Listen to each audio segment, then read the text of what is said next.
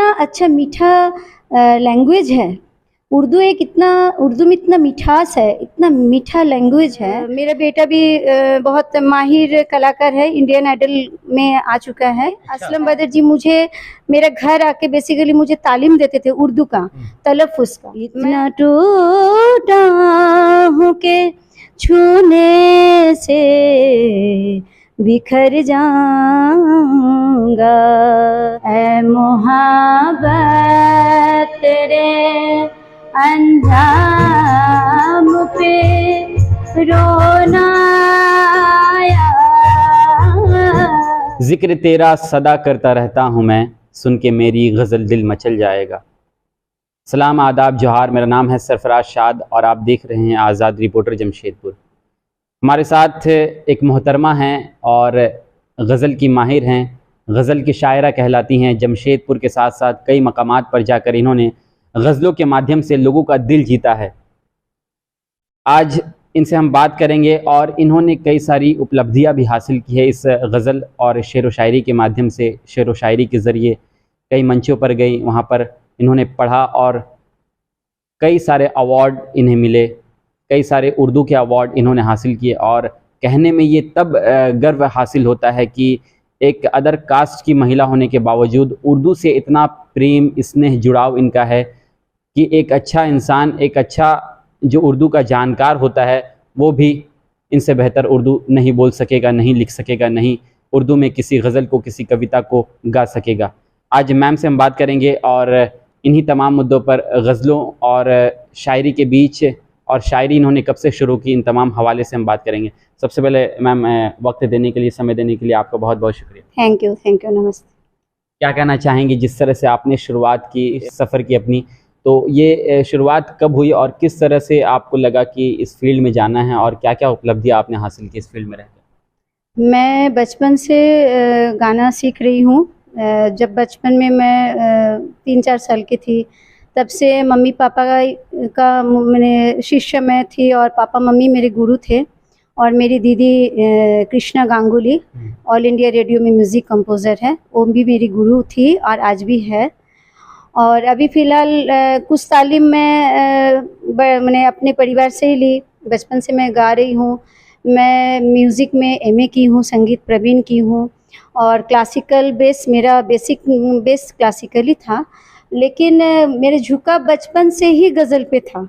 पता नहीं क्यों, जहाँ मैं गुलाम अली जी की गज़ल सुनती हूँ, हुसैन बख्श, मेहदी हसन साहब जी और बहुत सारे गज़लिस्ट हैं, जगजीत सिंह जी, तो पता नहीं मुझे अंदर से एक अजीब सा ये लगता था कि मैं भी गाऊँ। उनके अच्छा तो मैं गा नहीं सकती क्योंकि वो तो बड़े बड़े माहिर हैं और बड़े गुरुजन हैं। लेकिन मैं कोशिश की और मैं गज़ल सीखी भी हूँ, उर्दू सीखी हूँ। और मेरे उर्दू सिखाने का जो गुरु हैं वो असलम बदर है, जमशेदपुर के मशहूर शायर हैं असलम बदर जी, वो मेरे गुरु हैं। मैं जब 98 में, गज़ल तो मैं बहुत बचपन से गा रही हूँ। करीब मेरे पास 700,000 का स्टॉक है, हर एक तरह का मैं गज़ल गाती हूँ। 700,000 हाँ का मैं गज़ल स्टॉक है। मैं 5-6 घंटा लगातार गा सकती हूँ। 700,000 मीन 7 लाख? नो, मतलब 700 and 1000। ओके, वो है, इतना स्टॉक है आपके पास? हाँ, मैं गज़ल का स्टॉक है। दिन रात आप गज़ल लिखती ही रहती? गज़ल मैं गाती हूँ, लिखती हूँ, सुनती हूँ। गज़ल के अलावा मैं कुछ भी नहीं सुनती हूँ, कुछ भी नहीं गाती हूँ, क्योंकि सिर्फ मुझे गज़ल से प्यार है। और जब मैं 98 में, घर में भी मैंने देखा मैम आपके हारमोनियम एक तरफ है, पियानो है, हर तरह के इंस्ट्रूमेंट्स आपके लगे। मेरे हस्बैंड भी बहुत अच्छे सिंगर हैं, कैशियो प्लेयर है, ऑल इंडिया रेडियो में वो भी सिंगर है, गाते हैं, कैशियो बजाते हैं। और मैं उनसे भी तालीम हासिल की हूँ, मेरे हस्बैंड से भी। और मेरा बेटा भी बहुत माहिर कलाकार है, इंडियन आइडल में आ चुका है। राहुल सरकार है नाम। इंडियन आइडल में वो टॉप 20 में था, सारेगामा में टॉप 5 में था, नेशनल अवार्ड। मतलब पूरा परिवार इस फील्ड में है? हाँ, पूरा परिवार। लेकिन मैं अपने बारे में बताना चाह रही थी कि मैं जब 94-5 में असलम बदर जी मुझे मेरे घर आके बेसिकली मुझे तालीम देते थे उर्दू का, तलफ़्फ़ुज़ का। मैं अगर यहाँ से बोलना है ख्वाब या गम, ख्याल, तो मैं जब ख्वाब बोलती थी तो मुझे एक थप्पड़ मारते थे असलम बदर जी कि तुम गलत बोल रही हो, फिर से बोलो, आ करो, यहाँ से बोलो। तो वो जो बेसिक नॉलेज है वो मेरे घर में आके मुझे तालीम देते थे उर्दू का, गज़ल का। और उसके बाद मुझे मिर्ज़ा गालिब का एक अवार्ड मिला। पूरा करीब 5,000 10,000 ऑल इंडिया से आए थे सबू संघ में 98 में, जहाँ पे मैं गज़ल गाई थी। और वो लोग मुझे सिलेक्ट किए थे कि इनको सिर्फ झारखंड और बिहार में सिर्फ इन्हीं को उर्दू अवार्ड मिलना चाहिए। बहुत बड़े बड़े नामी गिरामी हस्ती लोग आए थे, शायर आए थे सबू संघ में। 90s की बात है, 98 की बात है। तब मुझे वो लोग गज़ल सुने थे मिर्ज़ा गालिब का, तब वो लोग सिलेक्ट किए थे कि नहीं, काकोली को ही उर्दू अवार्ड मिलना चाहिए। तब मुझे 98 में मुझे उर्दू अवार्ड से नवाजा गया जमशेदपुर में। उसके बाद तो ये मेरा बोलिए एक जुनून है, एक नशा है और एक प्यार है। क्योंकि कुछ ऐसी गज़लें आप सुनाएं जो आपके बेहद करीब है, पसंदीदा है। मेरा मुझे गज़ल तो हर एक लोगों को ही पसंद है, लेकिन मैं 2 लाइन सुनाना चाहती हूँ कि एक तो 2 लाइन में कुछ बोलना चाहती हूँ, 2 लाइन गा के सुनाना चाहती हूँ कि वो दिल ही क्या जो तेरे मिलने की दुआ ना करे, वो दिल ही क्या जो तेरे मिलने की दुआ ना करे, मैं तुझसे भूल के जिंदा रहूं खुदा ना करे, रहेगा प्यार तेरा साथ उम्र भर, ये और बात है कि मेरी ज़िंदगी वफा ना करे, ये और ठीक है कोई मरता नहीं जुदाई में, खुदा किसी को मगर किसी से जुदा ना करे। ये तो है। और एक मैं 2 लाइन गाना चाहती हूँ। इतना टूटा हूँ के छूने से बिखर जाऊंगा, अब अगर और दुआ दोगे तो मर जाऊंगा, इतना टूटा हूँ के छूने से बिखर जाऊंगा, अब अगर और दुआ दोगे तो मर जाऊंगा, इतना टूटा हूँ के छूने से बिखर जाऊंगा, पूछ कर मेरा पता वक्त रायगा ना करो, पूछ कर मेरा पता वक्त रायगा ना करो, मैं तो बंजारा हूँ क्या जाने किधर जाऊंगा, अब अगर और दुआ दोगे तो मर जाऊंगा, इतना टूटा हूँ के छूने से बिखर जाऊंगा। क्या बात है, इतना टूटा हूँ कि छूने से बिखर जाऊंगा। एक बहुत ही अच्छी गज़ल और उतनी ही सुंदर आवाज़ में गा पाना और इन तमाम उर्दू के अल्फाज़ों को सीख पाना एक अपने आप में बहुत बड़ी बात होती है। मैम, आपके अंदर उर्दू सीखने की चाहत ये कहाँ से आया कि उर्दू सीखनी चाहिए आपको? मुझे मैं बचपन से क्लासिकल सिंगर हूँ और मैं रेडियो में भी गाती हूँ, लेकिन गज़ल जब मैं 7-8 साल की थी तब से बहुत सारे लोग बहुत तरह के गाना सुनते थे, मैं सिर्फ गुलाम अली जी की गज़ल सुनती थी। तो वो गज़ल मेरा मतलब क्या बोलेंगे, आत्मा में ऐसा करके बसा हुआ है। मैं जब तक गज़ल सो के उठ के मैं पहले गज़ल सुनती हूँ, सोने से पहले, सोने से उठने से पहले, मतलब एक मेरा इतना बड़ा नशा है कि और इतना जुनून है कि गज़ल का बिना मुझे लगता है कि मैं जी भी नहीं पाऊँगी, अधूरी, मेरी ज़िंदगी अधूरी है ऐसा लगता है। और मैंने गज़ल एक मैं शौक़ नहीं है, एक मेरा जुनून है, उससे मेरे बहुत प्यार है गज़ल से, उसके बिना मैं रह नहीं सकती हूँ।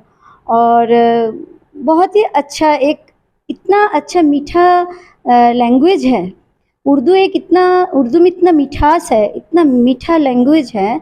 और उनका जो तलफ़ुज़ है, उसका जो लफ्ज़ है, जो इतना मीठा शब्द, मीठा लफ्ज़, मतलब हर एक भाषा का अपना अपना मर्यादा है, अपना अपना जगह है।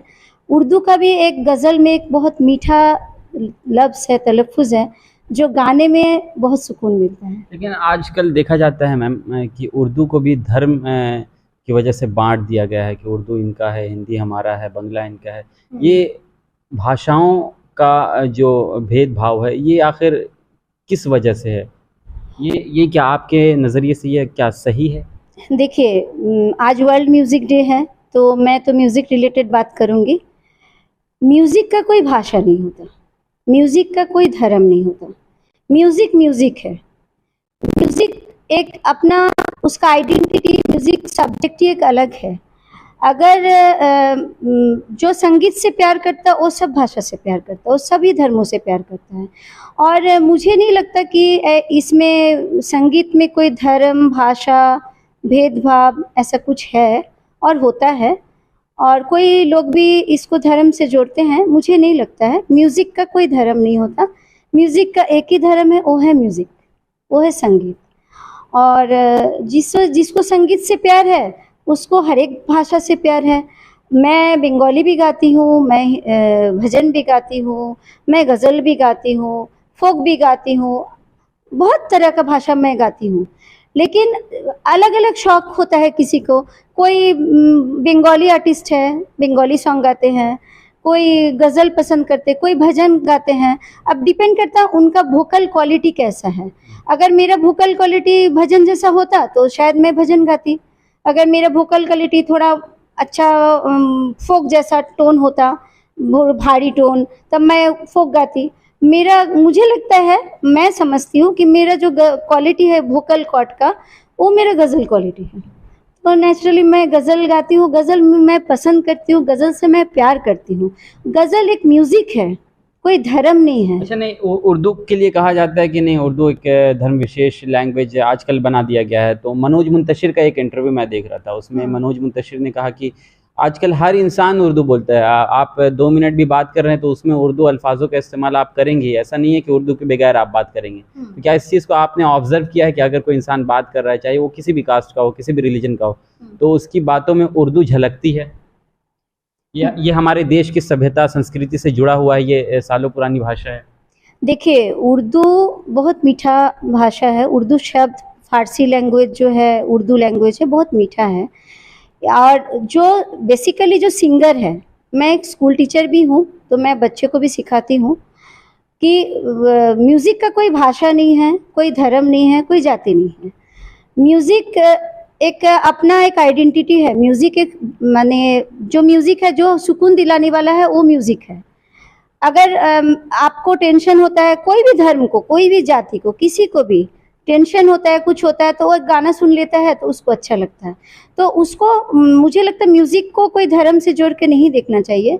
और बेसिकली जहाँ आप बोले कोई भी बात करता है तो उसमें एक म्यूज़िक, उर्दू का लैंग्वेज झलकता है, तो ऐसा तो है। लेकिन डिपेंड करता है, जैसा वो उसी को झलकता है जो बेसिकली उर्दू में जिसका थोड़ा नॉलेज है, और वो मुझे लगता है जिसको गज़ल का थोड़ा नॉलेज है। अब देखिएगा, जो लोग माने भजन गाते हैं, उनका जो हिंदी भाषा वो बहुत स्ट्रॉन्ग होता है। वो जो हिंदी का साहित्यिक लोग हैं, वो बहुत अच्छा हिंदी बोलते हैं, वो लोग भजन में बहुत स्ट्रॉन्ग होते हैं। लेकिन जो गज़ल गाते हैं, उनको थोड़ा से उर्दू का जो तलफ़्फ़ुज़ है, लफ्ज़ है, उनको थोड़ा ज़्यादा वो बोल सकते हैं, जैसा मैं बोल सकती हूँ। क्योंकि मैं उर्दू सीखी हूँ, उर्दू का मुझे नॉलेज है, मैं गज़ल गाती हूँ। लेकिन मुझे लगता है कि अलग-अलग सबका अलग-अलग भाषा, अलग-अलग सभ्यता, अलग-अलग सबका ये है। इसके साथ म्यूज़िक टोटली डिफरेंट है और सभी भाषा अच्छे हैं। कोई भी भाषा को, कोई भी धर्म को, कोई भी चीज़ को मुझे लगता है म्यूज़िक से नहीं जोड़ना चाहिए, क्योंकि म्यूज़िक एक अपना आइडेंटिटी रखता है। चलिए मैम, आखिरी में एक सवाल और एक संदेश क्या देना चाहेंगे? आज म्यूज़िक डे है, तो तमाम गीतकारों को, संगीतकारों को क्या कहना चाहेंगे आप? सबसे पहले तो मैं बोलना चाहूँगी, अभी का जो न्यू जनरेशन है, मैं एक टीचर हूँ, इस पर भी मैं बोलना चाहूँगी कि अभी के जो बच्चे गाना सीखते नहीं हैं, वो डायरेक्ट एल्बम बना रहे हैं, हिप हॉप रैप सॉन्ग जो भी गा रहे हैं बिना सीखे हुए गा रहे हैं पहले तो। और जो बिना सीखे हुए गाना गाते हैं और वो म्यूज़िक एल्बम बनाते जो भी बनाते हैं सब अपने जगह में अच्छे हैं, कोई भी खराब नहीं है। लेकिन ये एज ए टीचर और एक मैं जानकार के हिसाब से मैं बोलना चाहती हूँ कि अभी पहले बच्चे को बेसिक नॉलेज देना चाहिए म्यूज़िक पे। पहले बच्चे को आप गाना सिखाइए, क्लासिकल सिखाइए जो हमारे बेसिक नॉलेज है। हमारे बेसिक नॉलेज है सारेगामा पाधानी, एक क्लासिकल। अगर जब मैथ्स में आप 1 to 10 पढ़ते हैं तब आप जाके मैथ्स सीखते हैं, A to Z पढ़ते हैं तब आप इंग्लिश सीखते हैं, अ सीखेंगे तब आप हिंदी सीखेंगे। इसी तरह म्यूज़िक का एक बेसिक नॉलेज है सारेगामा पाधानी। अगर आप सरगम नहीं सीखेंगे, अलंकार नहीं सीखेंगे, राग रागिनी के बारे में जानकार नहीं होंगे, तब आपका बेसिक नॉलेज अगर नहीं होगा तब आप एल्बम बना सकते हैं, लेकिन आपको सुर का पकड़, ताल का पकड़ उतना अच्छा से स्ट्रांगली नहीं होगा। इसीलिए आपको एक बेसिक नॉलेज पहले लेना चाहिए, संगीत सीखना चाहिए। आप संगीत सीखिए, संगीत से जुड़िए। और जिसके पास टाइम नहीं है, अभी के बच्चे के पास टाइम भी नहीं होता है, बहुत सारा पढ़ाई का भी ज़्यादा वर्क है, बहुत सारा प्रेशर है पढ़ाई का भी, तो आप संगीत सुनिए। संगीत सुनना भी एक बहुत बड़ा जरूरी है। सोचिए एक राग सुन रहे हैं, राग यमन सुन रहे हैं, ठीक है, मेरे गा मा प ध नि सा नि ध प म ग रे सा, राग यमन है। तो अगर मेरे गा मा तीव्र मा है, तो ये जो बेसिक नॉलेज है अगर बच्चे को नहीं पता, ठीक है, आपके पास टाइम नहीं है, आप उसको पहले सुनिए। राग रागिनी यूट्यूब में तो सब कुछ है, आप सुनिए। आप अगर 10 घंटा 12 घंटा खाते समय भी गाना सुन रहे, सोते समय भी गाना सुन रहे, तो आपके कान में ना सुर बैठेगा। तो आजकल के बच्चे गाना सुनते नहीं हैं, पहले ही सोचते हैं हम बिना सीखे, बिना प्रैक्टिस किए, बिना गाए हम एकदम रियलिटी शो में चले जाए, हम बहुत बड़ा आर्टिस्ट बन जाए। ऐसा नहीं होता है। पहले आप सीखिए, उसको समझिए, उसको जानिए, तब आप उसके बारे में और आपको ज्ञान मिलेगा। आप और सुर में गा सकते हैं और आप उसको अच्छे से गा सकते हैं और आप बहुत आगे जा सकते हैं। बहुत बहुत धन्यवाद हमसे बात करने के लिए। तो जिस तरह से आपने देखा कि तमाम वो बातें और तमाम जिस तरह से उर्दू की तरफ खिंचाव हो, उर्दू अल्फाज़ों का चुनाव करना हो, गज़लों के माध्यम से, शेरों के माध्यम से, कविताओं के माध्यम से, वो इनकी भाषा में झलकता है, इनकी शायरी में झलकता है। और उर्दू से एक अलग स्नेह प्रेम जुड़ाव इनका सालों पुराना रहा है। उर्दू सीखने में इन्होंने कई सारा वक्त दिया और आज संगीत से काफ़ी ज़्यादा जुड़ी हुई हैं ये। और घर पर ही इनके कई सारे इंस्ट्रूमेंट्स लगे हुए हैं, पियानो हैं, तमाम इंस्ट्रूमेंट्स लगे हुए हैं, गीत गाती हैं। गज़ल के बगैर कहती हैं कि ज़िंदगी अधूरी है। तो एक बहुत ही अच्छा अनुभव इनसे बात करके रहा। आपको कैसा लगा? आप अपनी प्रतिक्रिया कमेंट सेक्शन के माध्यम से ज़रूर दीजिएगा। हम आपसे मिलेंगे किसी और इंटरेस्टिंग स्टोरी के साथ।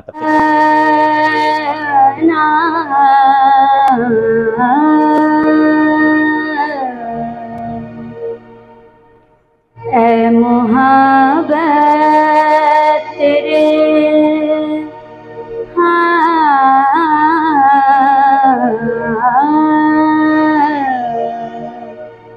ऐ मोहब्बत तेरे अंजाम पे रोना आया। ऐ मोहब्बत तेरे अंजाम पे रोना आया। जाने क्यों आज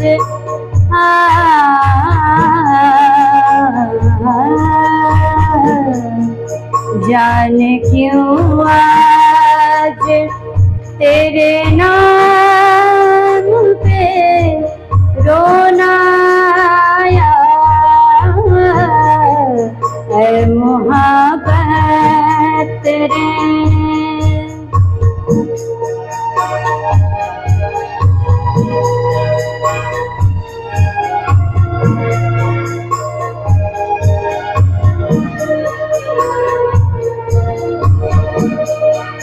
यूं तो हर शाम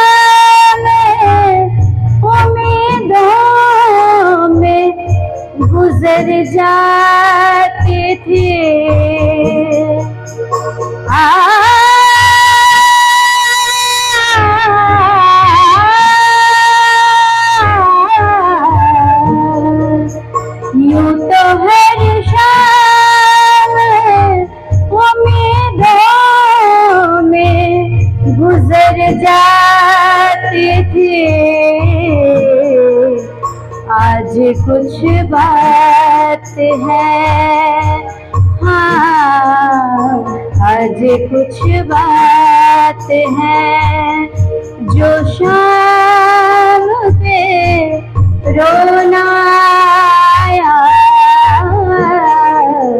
आज कुछ बात है, जो शाम पे रोना आया,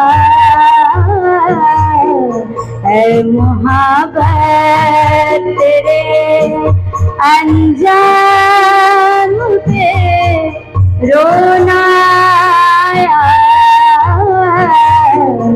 ऐ मोहब्बत तेरे।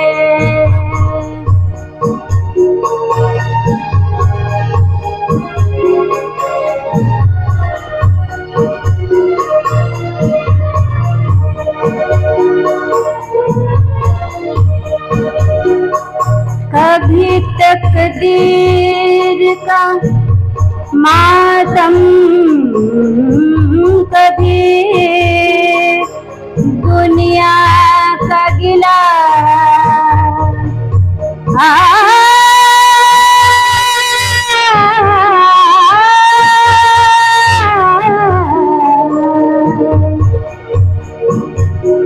कभी तकदीर का मातम, कभी दुनिया का गिला, मंजिले इश्क के, हाँ मंजिले इश्क के, हर गाम पे रोना आया, मोहब्बत तेरे अंजाम पे रोना आया, ऐ मोहब्बत तेरे।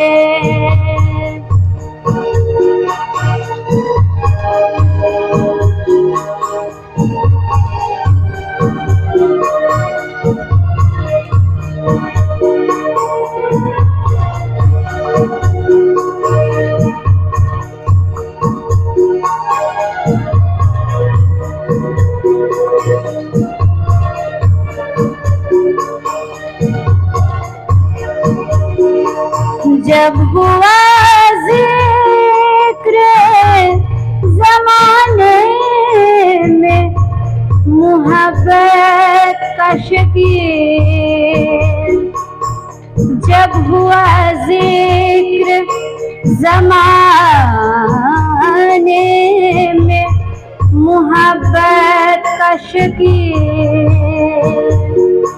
जब हुआ जिक्र ज़माने में मोहब्बत का शकील, मुझको अपने दिले, हाँ मुझको अपने दिले नाकाम पे रोना आया, मुझको अपने दिले नाकाम पे रोना आया, ऐ मोहब्बत तेरे अंजाम पे रोना आया, ऐ मोहब्बत तेरे।